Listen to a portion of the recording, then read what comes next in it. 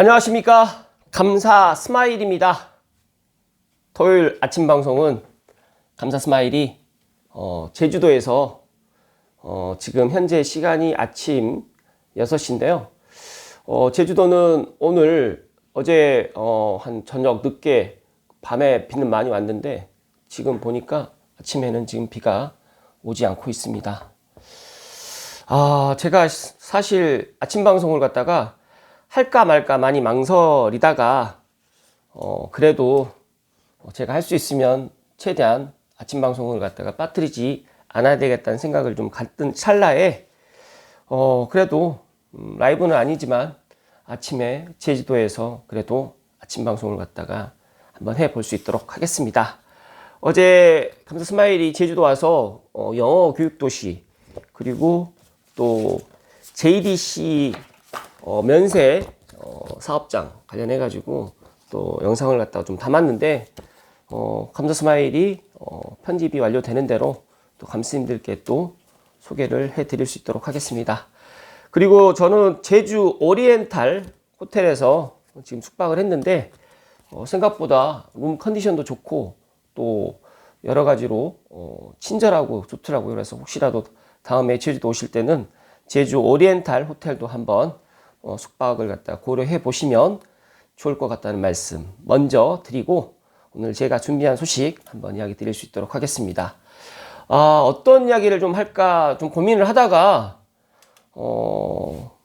21년 상승보다 지금이 더 무서운 10가지 이유, 물론 감사 스마일도 생각을 다각적으로 하고 있는데 감스님들 특히 이제 무주택자 분들이나 아니면 또 1주택자 분들 중에서 갈아타기를 갖다 생각하시는 분들이 최근에 이제 집값이 올라가는 보니까 너무 많이 고민을 하시는 것 같아요.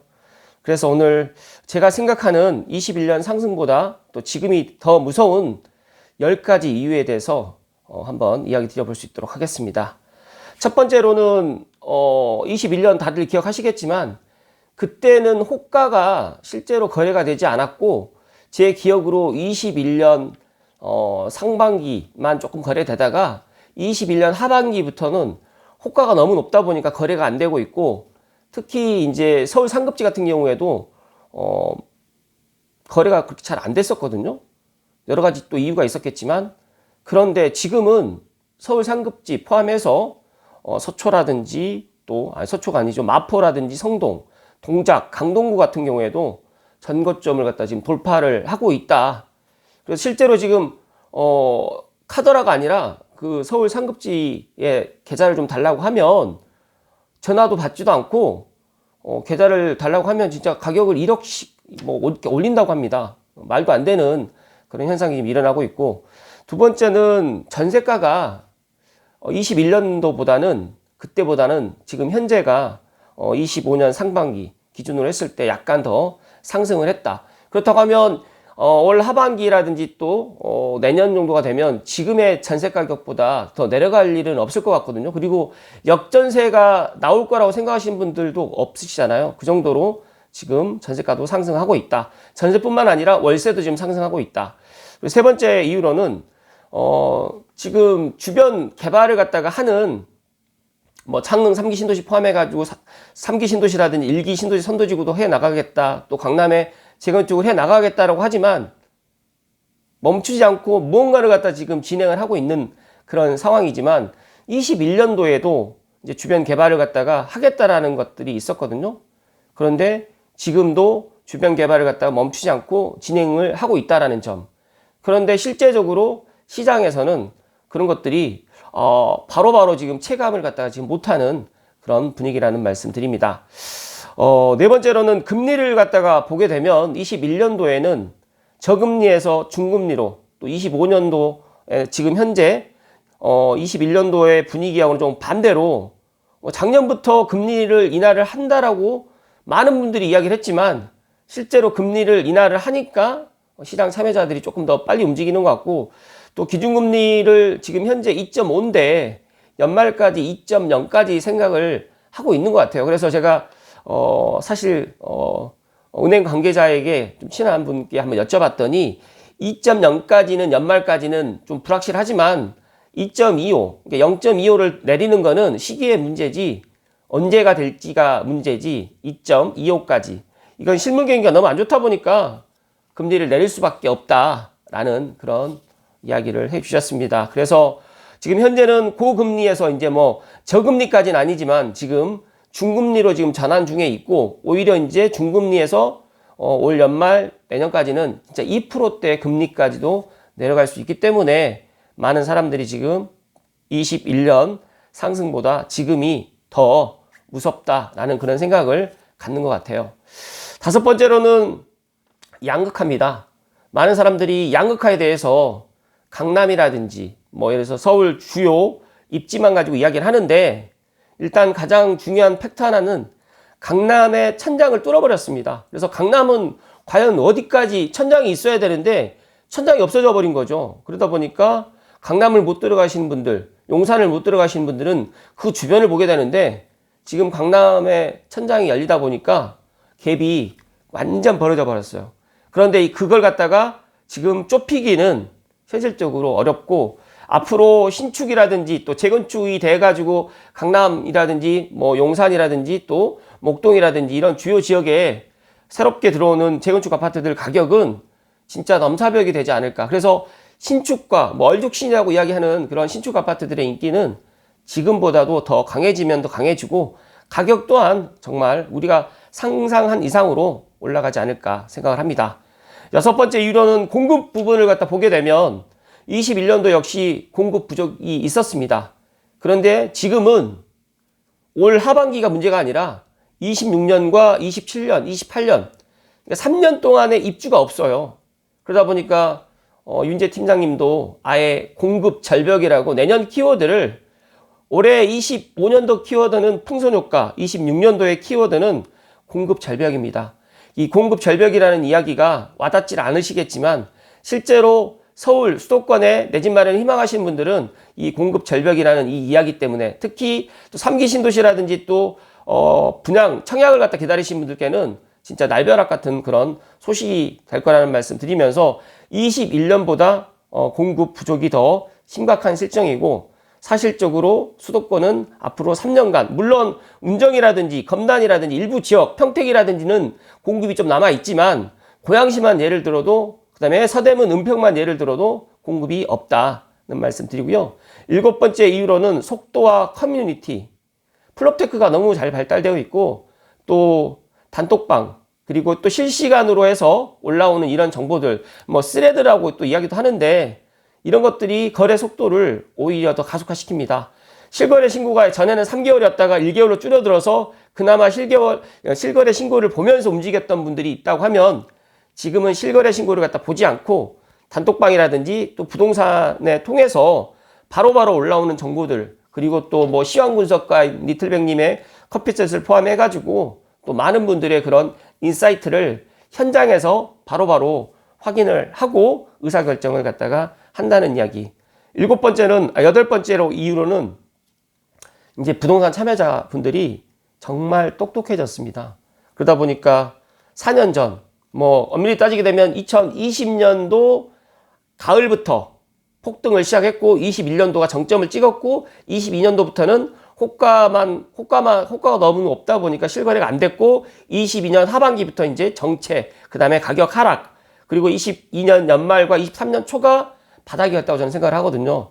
그러다 보니까 4년, 5년 전과 분명히 지금의 시장 참여자들은 상당히 똑똑해졌고요. 상향 평준화가 됐습니다. 그래서 이런 것들까지 감안한다고 하면 지금 21년보다 25년 하반기부터 시작될 이 현재 부동산 시장이 더 무섭다라는 이야기를 드립니다.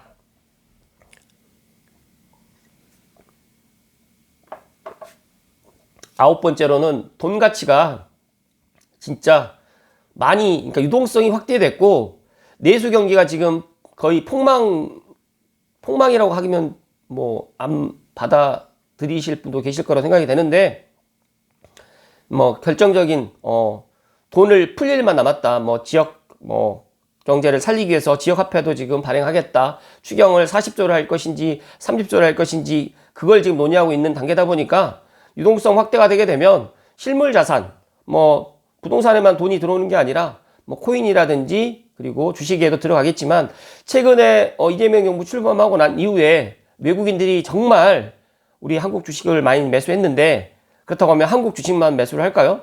부동산에는 돈이 안 들어올까요? 그래서 이 돈의 가치, 유동성 확대로 인해 가지고 21년보다 지금이 더 무서운 시장이라는 말씀 드리고 마지막 10번째는 규제입니다.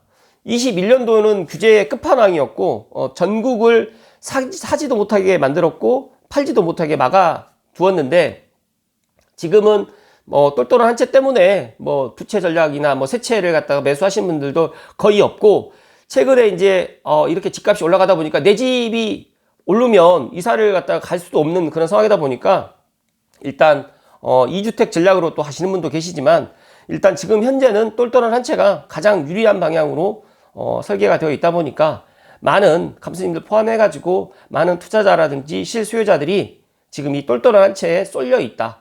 하지만 저는 제 방송을 보시는 분들께 계속해서 이야기 드리지만 똘똘한 한 채가 언제까지 영원하진 않을 것이다. 그렇지만 지금 상황에서만큼은 똘똘한 한 채가 가장 좋은 대안이 될 수 있고 또 지방이라든지 또 해외에 거주하시는 분들까지도 지금 서울 수도권에 있는 신축에 있는 아파트 또 신축이 될 수 있는 그런 유망한 아파트를 지금도 사고 싶어서 안달이 나 있는 그런 상황이다 보니까 이런 것들을 다 종합해서 제가 10가지 이유를 갖다가 이야기 드렸는데 각자가 한번 생각을 해보시고 감자 스마일 생각이 조금 잘못되어 있다. 아니면 그래도 아직 확정되진 않았지만 올 하반기에 또 이재명 정부에서 부동산 대책을 갖다 내놓게 되면 또 이런 분위기가 조금 주춤할 것이다. 라고 또 그렇게 또 보시는 분들도 꽤 있으세요. 하지만 중요한 거는 21년보다 지금 상황이 오히려 그때 상황하고 많이 비슷하지만 상황 자체는 완전 다른 상황이라는 말씀을 드리면서 그래도 저는 문재인 정부의 시즌2가 될 가능성이 상당히 높다라는 말씀을 저는 소신껏 이야기 드리기 때문에 감독님들만이라도 각자가 잘 대비하시고 또 준비하셨으면 좋겠다는 말씀을 오늘 추가적으로 이야기 드립니다. 제가 목요일날 리틀백님과 라이브 방송 마치면서 이제 또 국토교통부에서 이제 자시하지 않겠다. 하지만 지금 6월 달에 이런 것들을 조정지역 확대라든지 토지 확대를 할지 아니면 6월 말 이후에 국토교통부 장관이 새롭게 또 등장해서 또 이런 것들을 가지고 또 새로운 또 이재명 정부의 공급 대책 포함해 가지고 또 이런 또 집값의 그런 수요 억제 대책을 갖다 바로 또 해 나갈지는 모르겠지만 분명한 거는 대책은 나올 거다. 하지만 시기가 8월 달이 될지 9월 달이 될지 아니면 그보다 더 빠른 7월 달이 될지는 지켜봐야 될 것 같다는 말씀을 드립니다. 그렇지만 저는 대책이 나온다고 하더라도 달라지지는 않을 것 같고 또 달라지더라도 지금의 갭이 이만큼 벌어져 있는데 갭이 이렇게 좁혀지진 않을 것 같고 특히 서울, 마포, 서울 강남 3구하고 그리고 용산이 지금 토호제로 묶였는데 그 반사 이익으로 이제 풍선 효과로 해서 마포라든지 성동이라든지 강동이라든지 동작이라든지 이런 쪽으로 해서 확대됐는데 그런 분위기가 지금 현재는 서울 전역으로 확산되어 있고 특히 경기도 서울과 맞붙어 있는 F4 포함해서 다산이라든지 의정부라든지 또 고양시 덕양구 일부 지역에서도 이런 확산의 그런 모습들이 감지되고 있다는 말씀을 감사 스마일이 덧붙여서 이야기 드리고요. 특단의 대책이 나오지 않는 한 금리 인하, 공급 부족, 또 분양가 상승, 똘똘한 한 채 이런 이유 때문에 무서울 정도의 폭등이 분명히 올 수 있다라는 그런 생각을 오늘 감사 스마일 이야기 드리면서 그리고 만약에 내가 이런 폭등장이 오고 있는데 지금이라도 내가 매도를 해야 되느냐 만약에 매도를 갖다 해야 되시는 분들은 그래도 꼭 해야 되는 분들은 지금 해야 되는 그런 타이밍이라는 말씀 드리고 만약에 내가 매수를 생각하시는 분들은 분명히 생각을 하셔가지고 너무 내 여력이 되지 않는 그런 범위 내에서 무리하게는 하지 마시고 분명히 또 기회가 올 거라고 저는 생각을 하고요. 또 아직까지 수도권 특히 GTX-A 그리고 전고점 돌파되지 않은 그런 곳들을 갖다가 지금 남들 관심 갖지 않을 때 저평가되어 있는 것들을 꼭 관심 가지셔가지고 실제로 임장도 가보시고 프로테크만 보지 마시고 직접 역에서 몇 분 정도 걸리는지 주변 환경은 어떻게 되어 있는지 그리고 인프라가 무엇이 있는지 그리고 학군은 어떻게 되는지를 진짜 이 손으로만 보지 마시고 직접 본인들이 한번 직접 가셔가지고 현장에서 한번 그런 것들도 느껴보셨으면 좋겠다는 이야기를 마지막으로 이야기 드리면서 오늘 방송 마칠 수 있도록 하겠습니다. 감사 스마일이 제주도에 와서 어제도 이제 많은 분들과 또 시간을 갖고 또 오늘 국토교통부 협업 인플루언서 20만 유튜버 또 그리고 2만 유튜버 저보다 더 많으신 분들께 또 그런 또 노하우들도 많이 들었는데 저는 지치지 않고 제가 주 6일 방송을 갖다가 이렇게 꾸준하게 해 나간다고 하면 언젠가 저의 진심이라든지 또 저의 애청자분들께 더 많은 정보를 드릴 수 있지 않을까라는 그런 생각을 갖게 되었고 날씨가 더 좋았으면 이런 멋진 제주도의 해변 모습들도 제가 담아 드렸을 텐데 그런 건 조금 아쉽긴 하지만 그래도 제주도에서 거의 라이브처럼 오늘 아침 방송을 해보았다는 말씀 드리고 행복하고 건강한 주말 보내시고 감사 스마일은 오늘 오전에 제주도에서 김포공항으로 올 수 있도록 하겠습니다. 행복한 주말 되시고 감사 스마일 월요일 날 인사드릴 수 있도록 하겠습니다. 고맙습니다.